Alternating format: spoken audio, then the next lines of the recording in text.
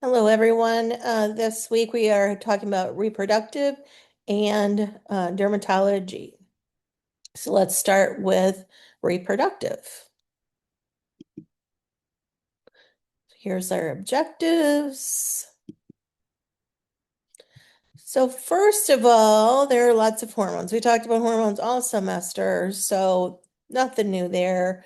DHEA is dihydroxoepiandrosterone, and this converts to androstenedione to estrogen or testosterone. So they both have the same precursor, testosterone, estrogen.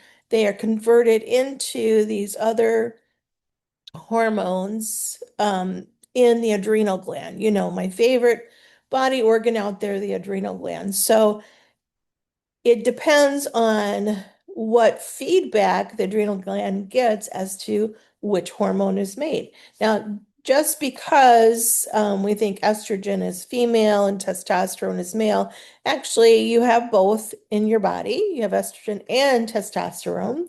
And it depends on feedback loops and other organs in your body and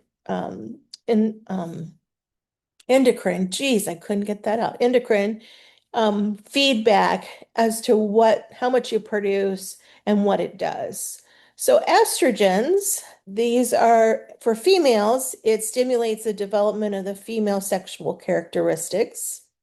And in males, it helps with the growth at puberty and it helps with the plate fusion in the bones and also prevents apoptosis of germ cells. And apoptosis, as you know, we've talked about that before, is basically the death of a cell.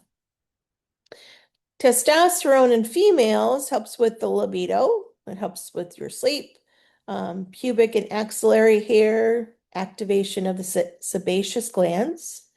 In males, it helps with spermatogenesis or making of sperm, sexual characteristics, growth of muscle and bone, pubic and axillary hair, and libido in males.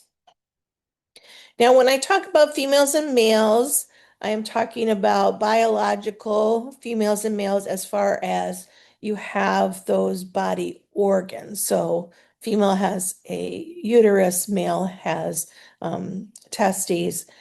Obviously, when we're talking about like transgender people, you know, that is totally different when we're talking about male and female. But right now, I'm just talking about the actual body organs that they may have. So, sex hormones also, we have the gonadotropin releasing hormone, and this stimulates secretion of the follicle stimulating hormone and the luteinizing hormone from the anterior pituitary. The follicle stimulating hormone stimulates gonadotropin and it promotes formation of the ovarian follicle and stimulates estrogen secretion.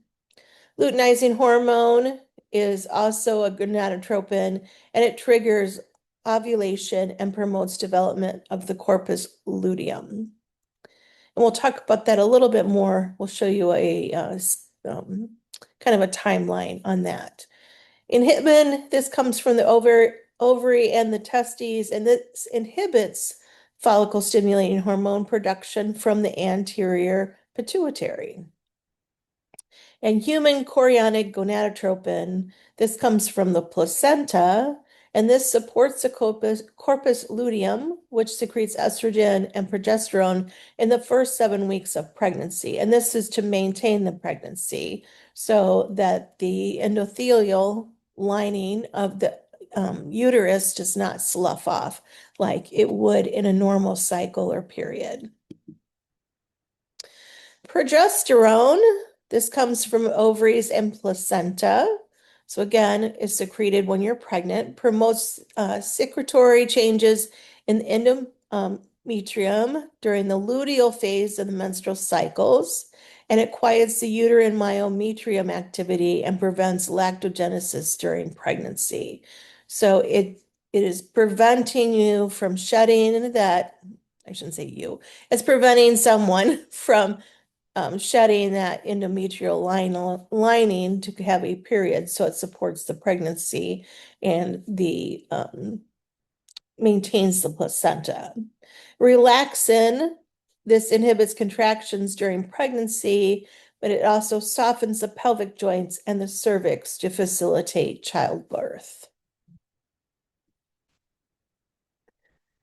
So sexual differentiation, this occurs in the embryo, obviously. And at first, the reproductive structures are the same. You can't tell male or female at this point in gestation. And development of the reproductive organs occurs about in the 5th week of gestation. So very, very, very tiny baby. And testes are in the abdominal cavity and they descend fully by 9 months gestation.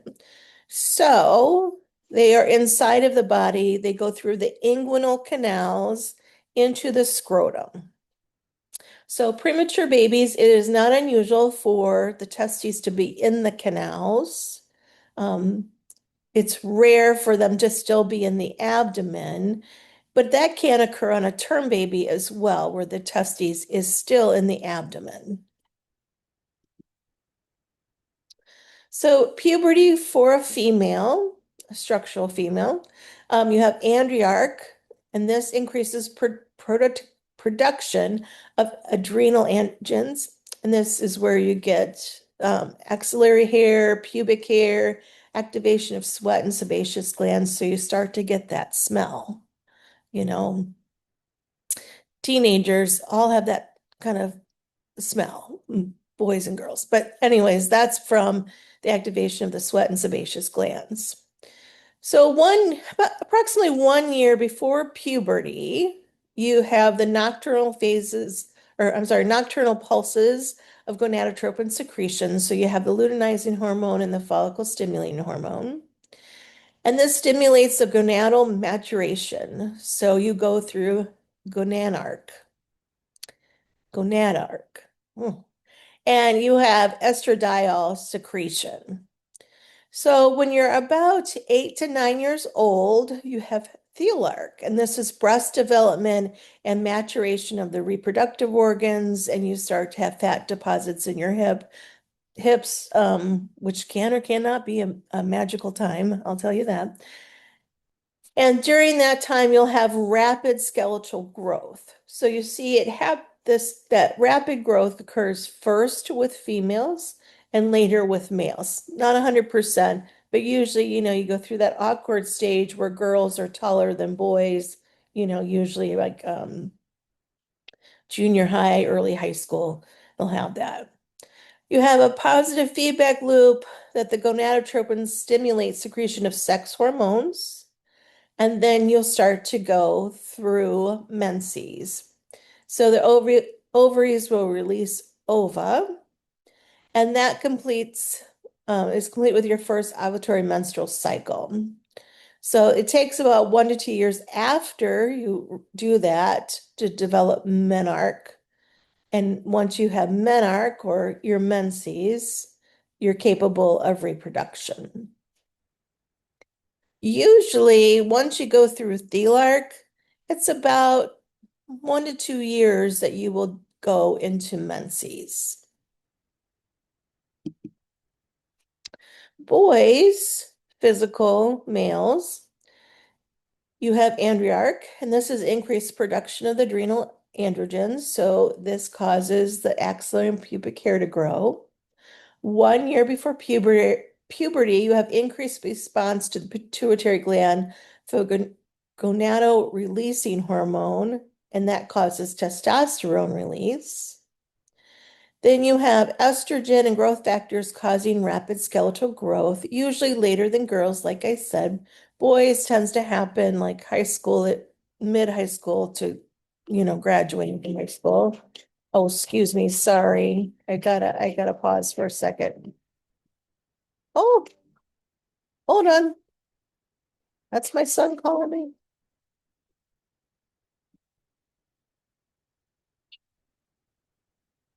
Hello. Hi, you made it home? That's good. All right. Roads weren't too bad down there. No, they're pretty good. Good. All right, honey. Well, you have a good evening and I'll talk to you tomorrow. Even All right. Love you. love you too. Bye. Bye. Apologize. My son was going back to school, so he was calling me. So let me go back to sorry for the interruption. I totally apologize. So where do we leave off? So estrogen growth factors. So that you have that rapid growth then, usually later, like I said, mid high school, late high school, even maybe early college. I always tell the story of this guy in high school who always sat by me, and he was always like a foot shorter than me. And, I never really thought much about him.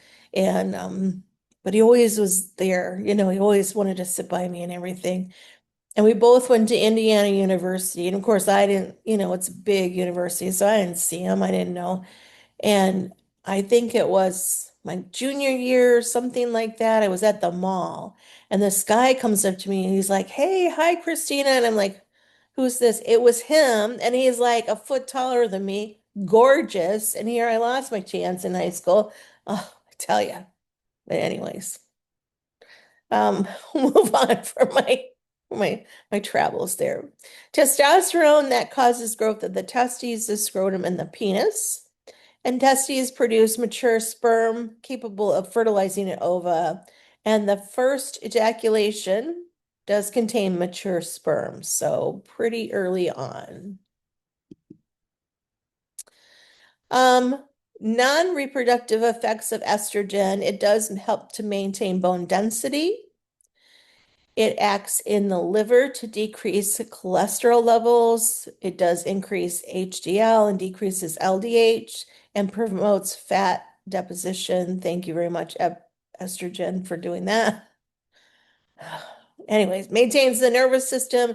It facilitates memory and cognition. It increases collagen content, dermal thickness, elasticity, water content, and healing ability of the skin. And it protects against chronic kidney disease in individuals without diabetes. It inhibits platelet adhesiveness. It promotes inflammation and variable effects on immunity. And estrogen is associated with pregnancy or the use in contraceptives, and thus promotes clotting, increased risk for thromboembolism. So remember that. My husband's cousin, uh, she had very heavy periods to the point she was anemic. I think her hemoglobin got down to 6, something like that.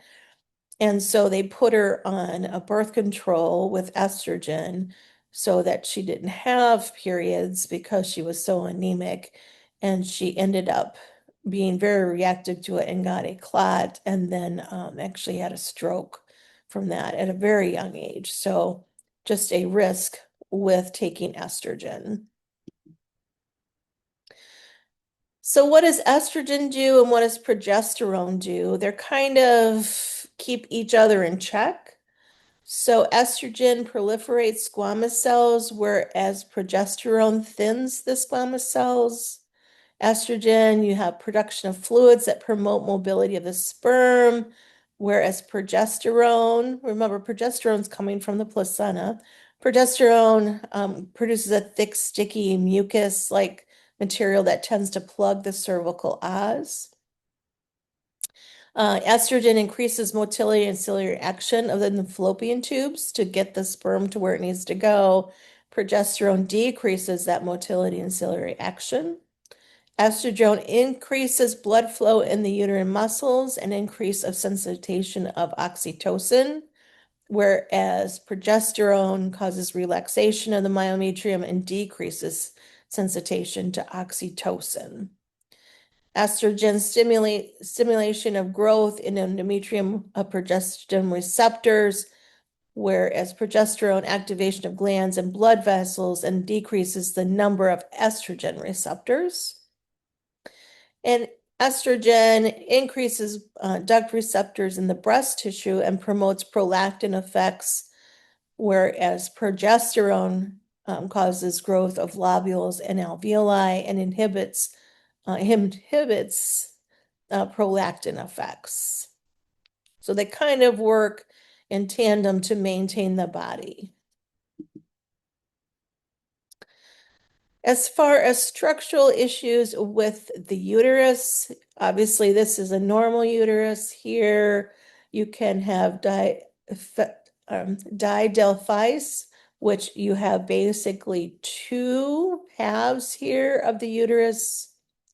You can have arcuate, which there's like a septum that comes down, or like a part that comes down and blocks the full um, opening of the uterus.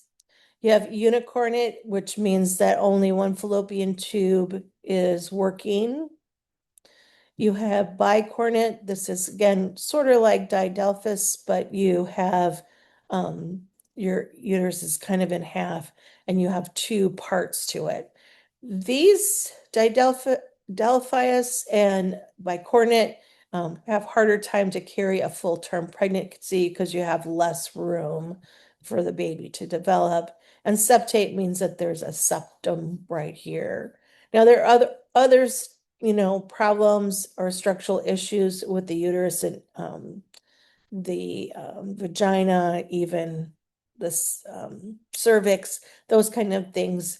And most of the time, you don't know it's a problem until obviously a girl would actually start to have menses. And so just keep that in the back of their mind. I know sometimes when I was doing my clinicals many moons ago, and we would get a teenage girl in with abdominal problems. I remember the physician I was with was like, "Oh, I hate dealing with teenage girls and abdominal pain because you just never know if it's period related or not. Is it normal cramping, which I don't know that there is such a thing as normal cramping, because some people don't seem to have cramping. You might be uncomfortable or something, but true cramping, there's a problem. So I wasn't really happy with that physician. But anyways, um, always listen to these teenage girls because when they come in, if they have issues, there might be something structurally wrong. And so it's good to check those things out. If you don't know the structures, here is a picture of the uterus. Remember, the ovaries are kind of sitting in this hammock like here, and they are not attached to the uterine tubes. So when the follicle is released and the ovum is going through the fallopian tubes, it has to get into the fallopian tubes. So if you have endometriosis or something like that, that is causing structural problems with the tubes, then it can't get to the uterus. So here's the menstrual cycle I was talking about. So here's where all of your hormone levels are different. So you can kind of see at the beginning of the menstrual phase. At the beginning here, you're actually sloughing off the that endometrium is being sloughed off, and um, you have ovarian, you have the developing follicle here. So developing follicle is releasing hormones, such as you see an increase here in the lutein, LH. I'm just going to say LH. LH, you see an increase here and a dip then on FSH. Estrogen starts to rise as well. So then it develops into a follicle. And during this period, the endometrial tissue is starting to get bigger and thicker. Then you have ovulation. During ovulation, obviously, is when you can become pregnant. LH, luteinizing, there we go. Luteinizing hormone is at its peak, and we see progesterone start to increase here, but we see a dip in estrogen. And then during the luteal phase, the corpus luteum is starting to, that is what the ovum came out of, that is starting to shrink. And the endometrial tissue, if it doesn't have an implantation of an embryo, then it will start to basically not decay, but kind of start to lessen and start to slough off. And that's when you'll start to develop another follicle. And you can see the days here, 28 days. I think everyone knows that 28 days is for a full cycle. Now, you will have some people that do not have regular cycles. They don't have a period every 28 days. They might go longer, they might go shorter, and that's usually due to some kind of hormonal issue going on. So one issue you could have is polycystic ovarian syndrome. This there's a lot of things that they're now attributing to PCOS. During this time, you have anovulation and ovulatory dysfunction. So it doesn't release the ovum, it doesn't release the follicle.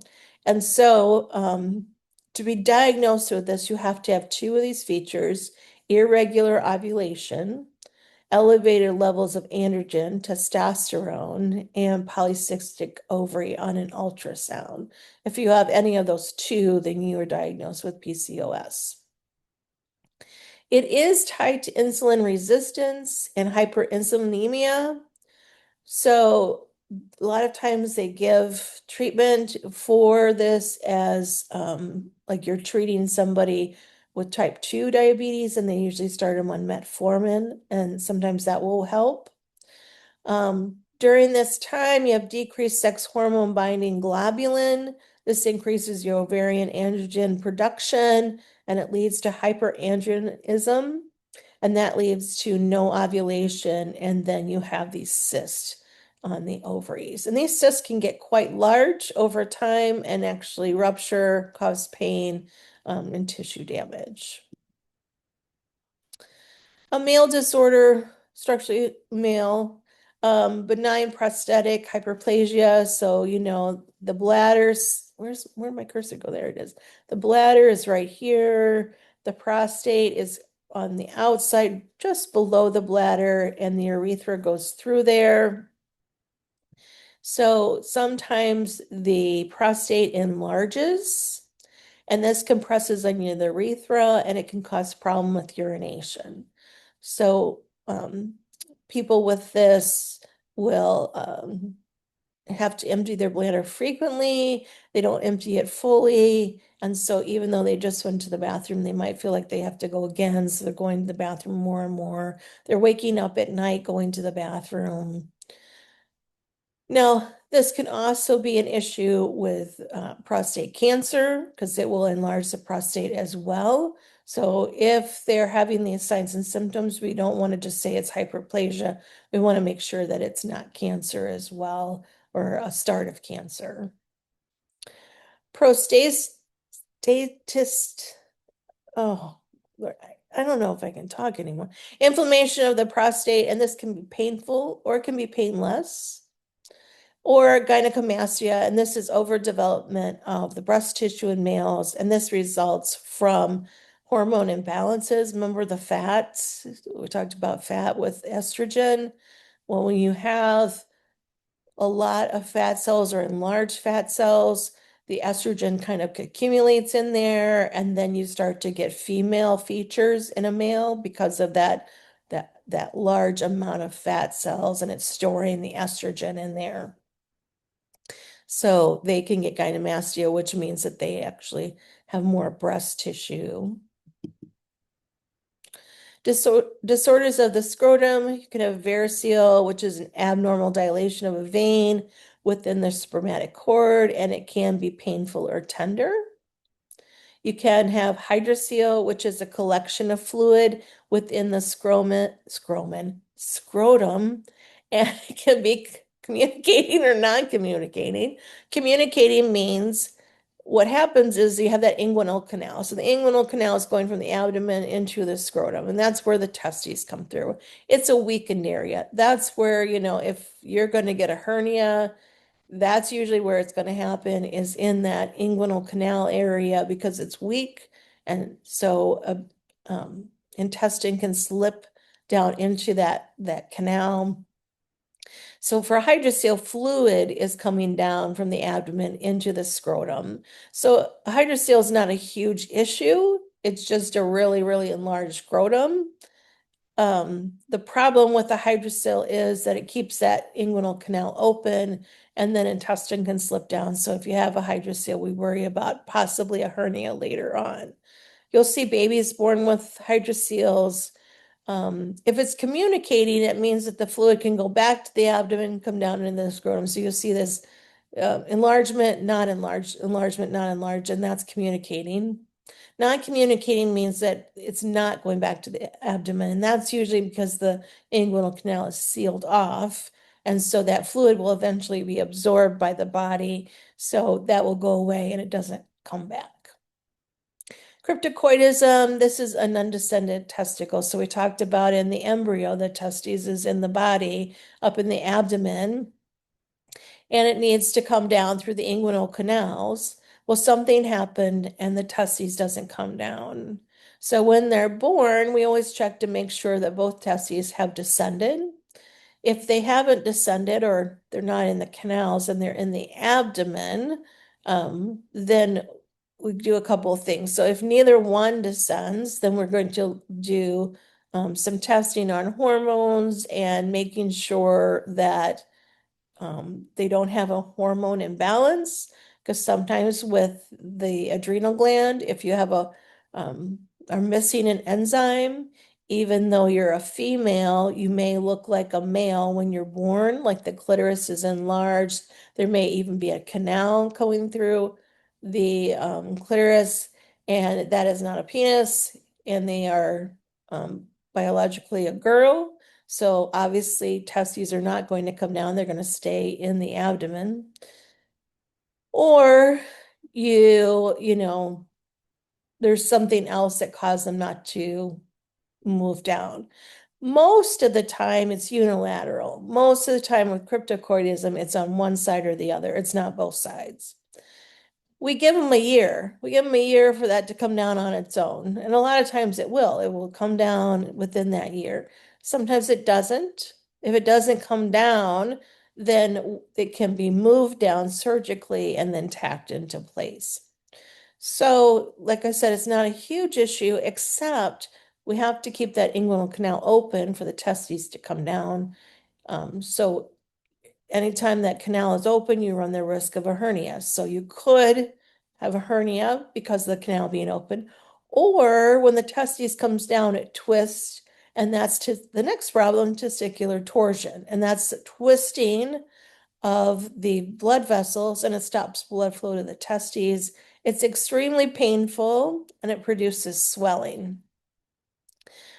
So I always, if we have a baby that the testicle didn't come down, I always explain to the parents what to watch for. If the testes is really enlarged, it's discolored, and they are inconsolable, then you need to get them to the hospital as quick as possible. That if you don't get blood flow to the testes, it dies, and that testicle is basically gone. So, and it's like I said, extremely painful too. So, it's a medical emergency. Orchitis, this is acute infection of the testes, and you can imagine very painful, very, very miserable. Disorders of the penis. So, phimosis and paraphimosis.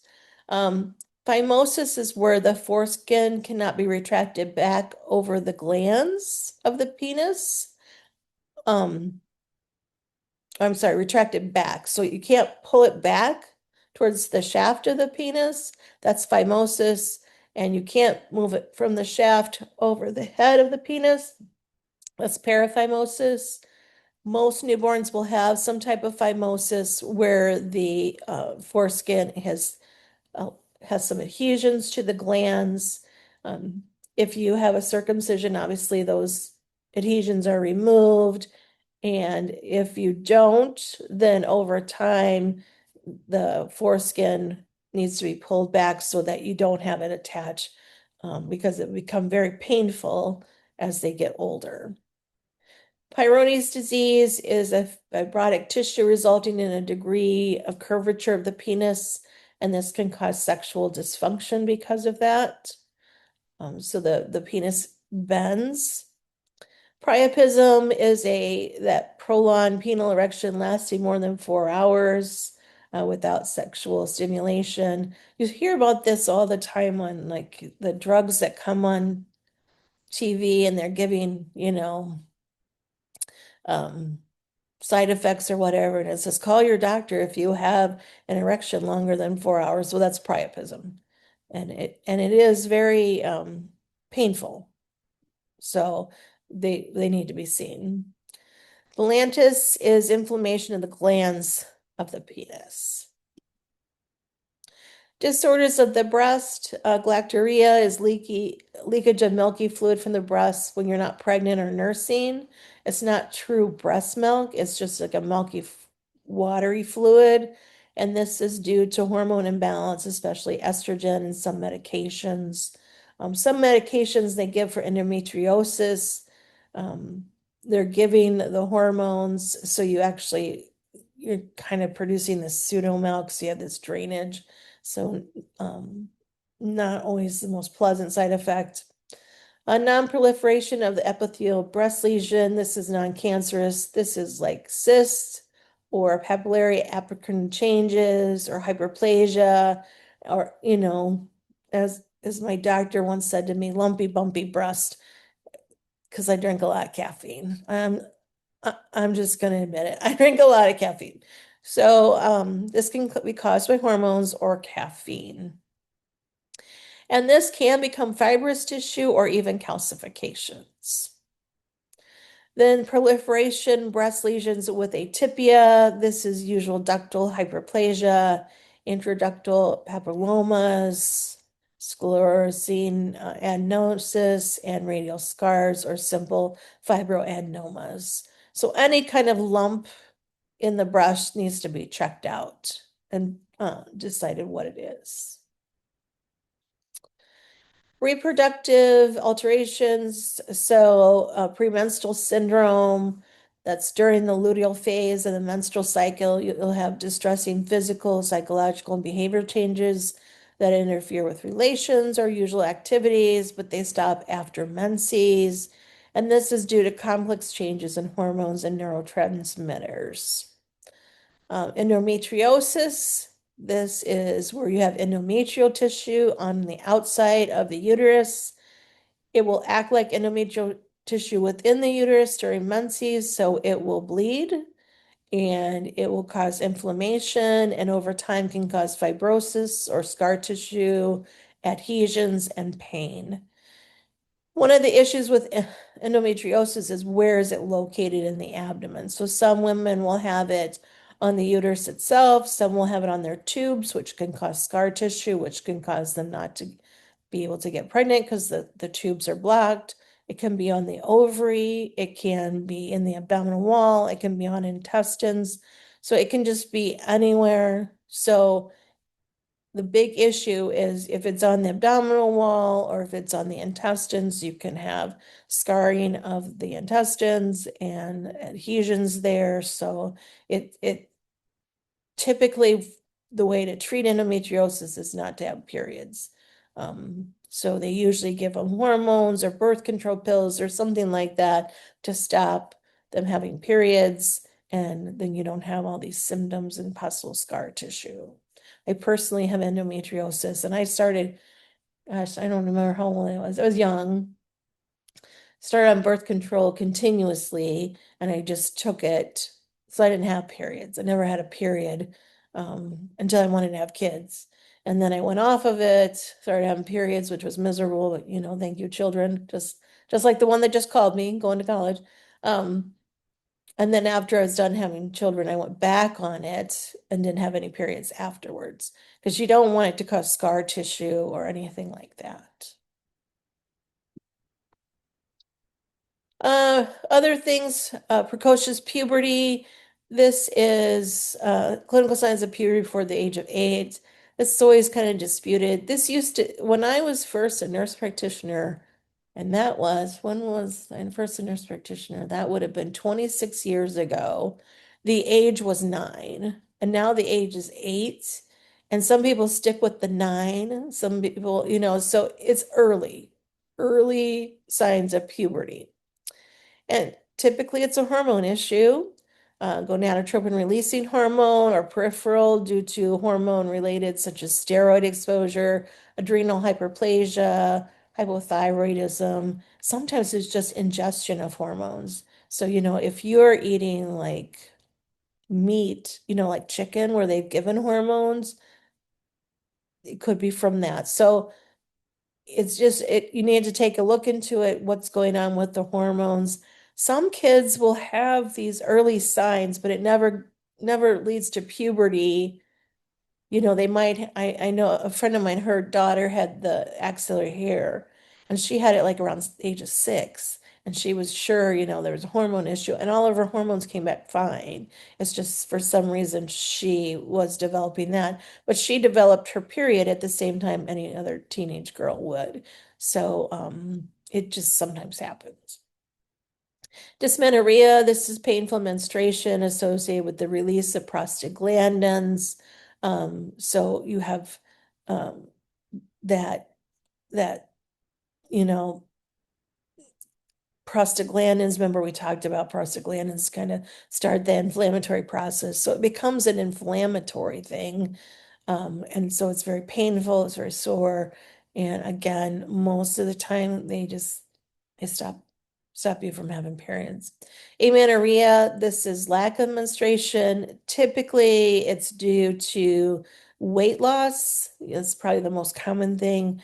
It can be due to chromosome abnormality or hypothalamic dysfunction or PCOS, but most of the time it's due to malnutrition or weight loss. So you have these young girls that are super, super, super thin, and they have to be super thin, and so they don't start their period right on time, and that's because the fat cells they don't have, or they're really, really, really small and not storing the estrogen like it should, and so you don't go into menses at a normal time.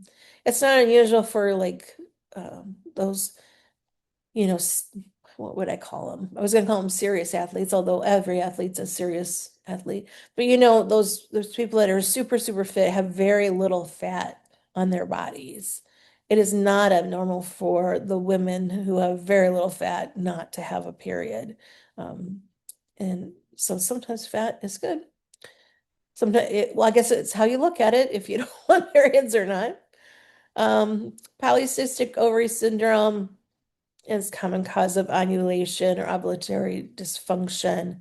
So again, need 2 of those, sometimes unknown, but it is related to steroid biosynthesis, androgen biosynthesis, and insulin receptors within the ovary. So that's all we have for reproductive. So I'm going to start in just a minute on the derm, and we'll finish up the last lecture of the semester. And then we get to holidays. Well, we get finals first, unfortunately, and then holidays, but we'll have a good one. I will see you in a few minutes.